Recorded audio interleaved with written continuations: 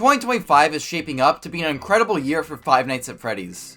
So many projects are set to release next year, like the second movie, Seeker of the Mimic, the Dead by Daylight collab, the Joy of Creation, and so much more. In this video, I'll explain each project coming up next year and speculate about what's in store. The first, and arguably biggest project I'll discuss is the sequel to the Five Nights at Freddy's movie. The original film released in 2023 to massive financial success and positive reception from the fans. With all of that in mind, a sequel was inevitable, and we'll get it on December 5th of next year.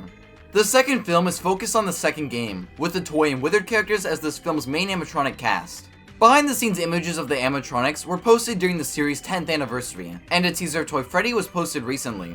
He looks incredible, and very accurate to his appearance in the games. The first movie already did a fantastic job of bringing the game's animatronic designs into reality, and I'd argue that from what we've seen, the second film is doing an even better job. As a longtime fan of the series, I can't wait to see these characters on the big screen. Along with the animatronic characters, a majority of the original cast will be returning, and I'm especially excited to see Matthew Lillard return as Willie Mafton. Despite his short screen time in the first film, he made every second count. At the end of the first movie, Afton was spring-locked, so if he does return as Springtrap, we won't get to see any of Lillard's awesome face acting, since the suit will be covering him up. Speaking of Afton, I'm also hoping Vanessa Afton returns. At the end of the first movie, she was hospitalized after being stabbed by her father. I'm hoping by the time the second movie starts, she's made a full recovery. It's also possible that she'll become Vanny in this movie. In the games, when Vanessa's under Glitchtrap's influence, she dresses up in a rabbit costume known as Vanny. It's possible that in this film, she can be manipulated by her father and become Vanny. I don't think this is likely, since these films focus more on the original Scott series rather than the modern installments, but it could still be interesting. Something I think is more likely is the return of Max as Shadow Freddy. In the first film, Max the babysitter is part of the crew that breaks into Freddy's and wrecks it. After the rest of the crew disappears, she goes into Freddy's to look for them, and Freddy chomps her in half. Unlike the rest of the animatronics victims, Max is stuffed in a costume of a real Five Nights at Freddy's character, that being Shadow Freddy. They're a mysterious character who first appeared as an Easter egg in Five Nights at Freddy's 2 and had a bigger role in the third game's story. Nightmare from the fourth game is also called Shadow Freddy in the game's files, but nah, that's not important. I only wanted to mention that so the FNAF nerds didn't correct me in the comments. For more insurance, I'll also mention he has some cameos in Freddy Fazbear's Pizzeria Simulator and the Twisted Ones book. Oh, and also he's in FNAF World. Anyways, Max being stuffed in the Shadow Freddy costume is pretty interesting, considering how important he was in the original games. So maybe in the second film, we could see Max as Shadow Freddy. Overall, I'm really excited for this movie, especially to see the toys and Withered characters in live action. You know I couldn't go too long without talking about the Mimic. If you're new to this channel, I am a huge fan of the Mimic. I first read about him 2 years ago when he appeared in Lally's game, and I started to like him more as the Tales from the Pizzaplex books went on. He was properly introduced in the games with the Ruin DLC, and next year he's getting his own game, Secret of the Mimic. First of all, not only is it cool that we're actually getting a game about the Mimic, but it's also named after him. It's a small detail, but it's just crazy to see the Mimic's name on a major Five Nights at Freddy's game. A reveal trailer for the game was posted on the series' 10th anniversary, and it showed a clown character. Later at PAX West, there was a demo and a full look at this character, apparently named Jackie.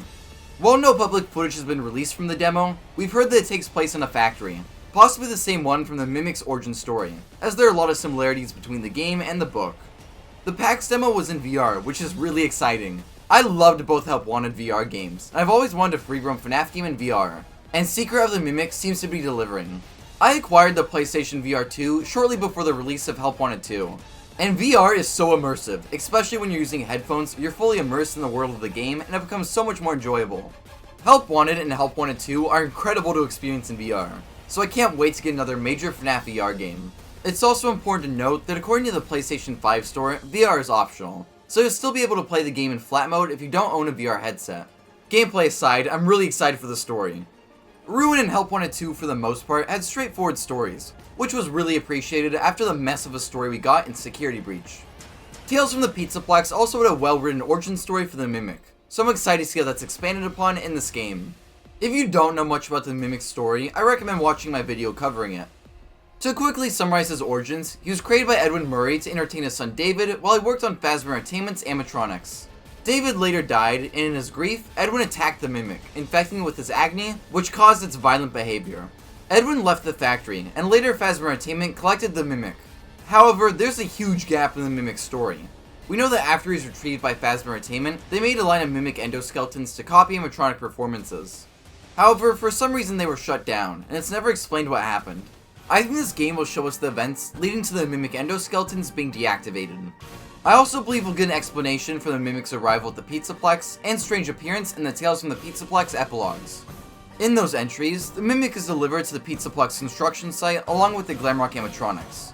He has a very different appearance. His body is almost entirely burnt, except his head, which is shiny, and he has bent rabbit ears and sharp claws.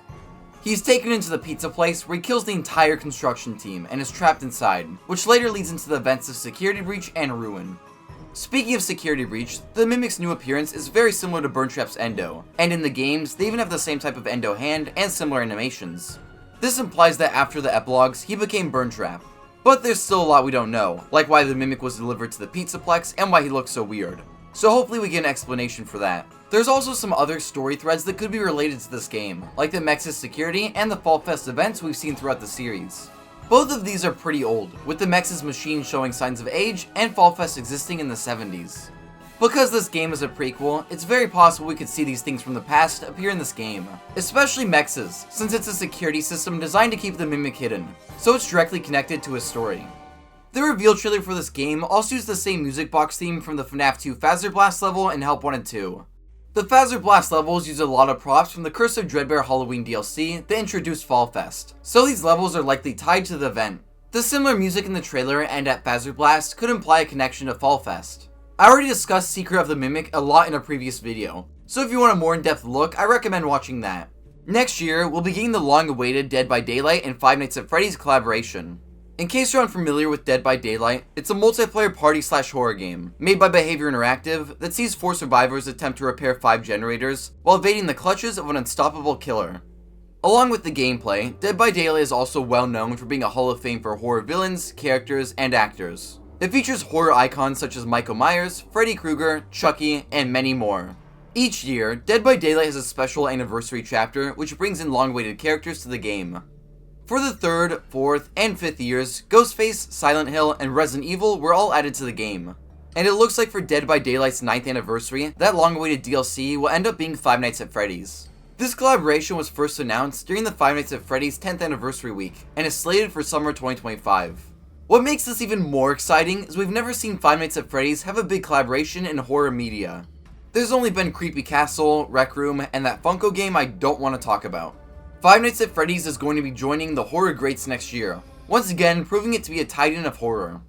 Right now, the contents of the chapter are vague. We can only speculate as to what will be included. One thing to note is that Blumhouse is producing the Dead by Daylight movie, and they also made the FNAF movie. So I'd bet the collaboration will be focused on the film, with the Yellow Rabbit/Afton, Mike, and Vanessa possibly being in the chapter. It's equally likely that the collab will pull from the games too, meaning that we could get Springtrap or someone else from the games as the killer. But for survivors, our options are limited, since the FNAF games only have one adult protagonist with a design that's not pixel art.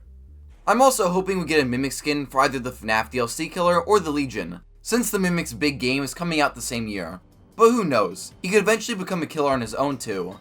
We'll probably also get Freddy Fazbear's Pizza as a map for this DLC, and once again, I'd bet it'll be the movie adaptation, since it's a much bigger map than the one in the first game.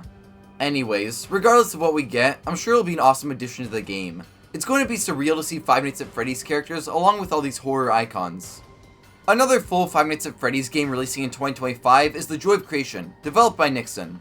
No, not President Nixon, the video game developer Nixon, who previously worked on the Dark Deception games. This remake of the beloved fan game is an official installment and part of the Fazbear Fanverse initiative. If you don't know what the Fazbear Fanverse is, to quote Scott Cawthon himself, it's a giant collaboration involving several fan game creators who have made some of the most popular fan games over the years here in the community. It's a project that's designed to invest into those franchises, give back to the developers, and hopefully bring new entries into those franchises as well. No surprise that the Joy of Creation, arguably one of the most iconic FNAF fan games, is part of this project. For FNAF's 10th anniversary, a demo was released featuring the office portion of the game, and I loved it. I enjoyed the game so much that I unlocked all of the achievements. Try it for yourself, it's really good. The game's tone feels a lot more in line with the original series' darker tone and atmosphere. When Security Breach was released in 2021, a lot of fans were disappointed with its overly bright setting, removing almost all of the horror from the game. So I think it's great to see that almost every new installment following that has had a much darker atmosphere and overall has been much more scary. Something else that I think is great is how weird the game is so far. The demo starts and ends in a really surreal setting with some unique visuals. I'm not exactly sure what the context is here, but according to the story page, our main character, a video game developer simply named The Creator, is being tormented by manifestations of his creations. If you haven't played or watched the original game, this is a much more tame version of the older story. In the original story, you played as Scott Cawthon, literally the guy who made Five Nights at Freddy's. You and your family were tormented by doppelgangers of the FNAF characters. It was a pretty wild story. I enjoyed it, but I think making it more tame, and with a less direct tie to Scott Cawthon himself, was a good choice. Back to what I was saying, the demo's opening and ending feels very surreal, which I love. The game feels very different from anything we've seen before in the series. The gameplay is also an interesting blend of classic FNAF mixed with some free roam elements. As time goes on, the game steadily introduces the rest of the animatronics, and through a process of paying attention to hints and trial and error, you begin to figure out how to survive the night. Speaking of which, at the very end of the level, you encounter this organic Freddy monster, which I thought looked really cool. Nixon had previously shown off work-in-progress models for even more of these organic forms, and again, this is a very unique thing that adds to why I'm so excited for this game. With how popular the Joy of Creation was when it first came out, this remake has a lot of people excited, and I can't wait to play the full game next year. We'll also be getting the game that nobody asked for, but is receiving anyways. The great minds at Click Team are bringing us 5 Laps at Freddy's, a FNAF racing game similar to Mario Kart. Although the game is super weird in concept, playing the demo was actually quite enjoyable. A critique I have is that some of the power-ups in the demo were pretty random and I have no idea what they did. Along with that, the demo didn't have multiplayer, so sadly, it's not a game for 2. That being said, this was just a simple demo, so I understand not having multiplayer. However, I hope Click Team will include it in the full release. The selection of carts was also pretty limited, but thanks to people searching through the files, a couple of extra carts were found, such as Foxy's ship, which is very reminiscent of the Funko Foxy Racer toy.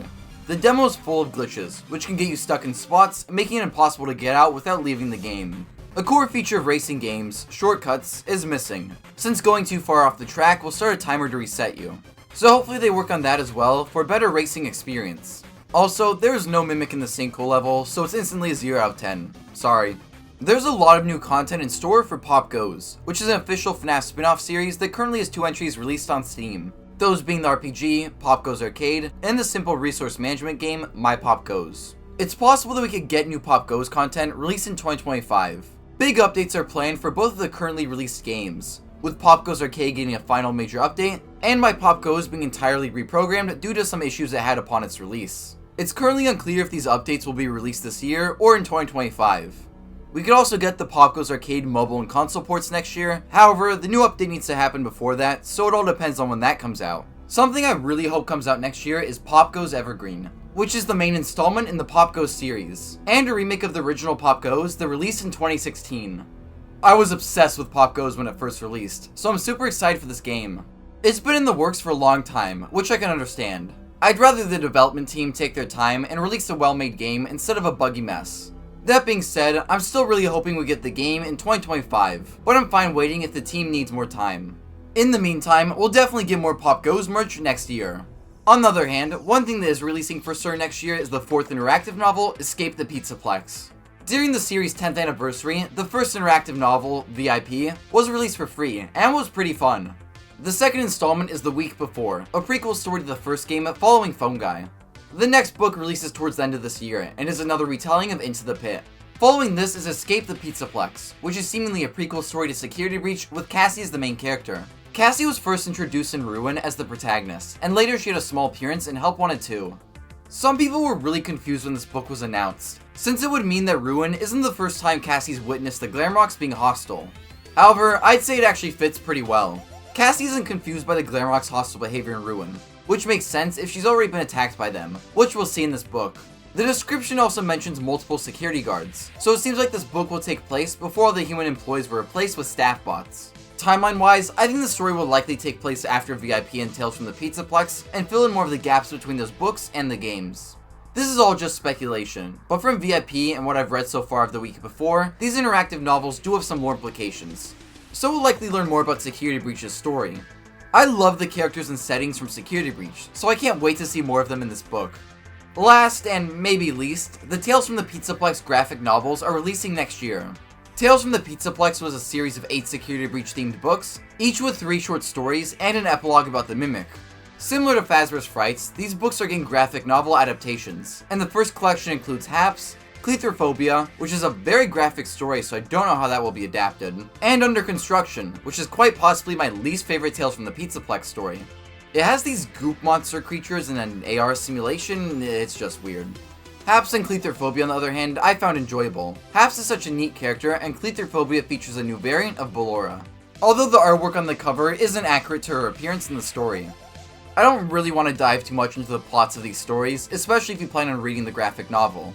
But I do hope we get adaptations of the Mimic epilogues. But considering the Frights graphic novels didn't feature the epilogues, I doubt Tales will either.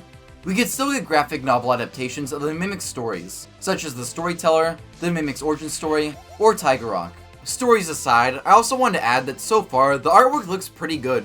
I've only bought the Twisted Ones and Fourth Closet graphic novels, but I might grab the Tales from the Pizzaplex collections, because they look pretty promising. These are all of the 2025 FNAF projects that we currently know of, but I'm sure there's still more in store. There's also likely a ton of merch coming out next year, most notably the Mimic U2's plush. Anyways, if you enjoyed this video, be sure to follow us on Twitter, Blue Sky, and join our Discord.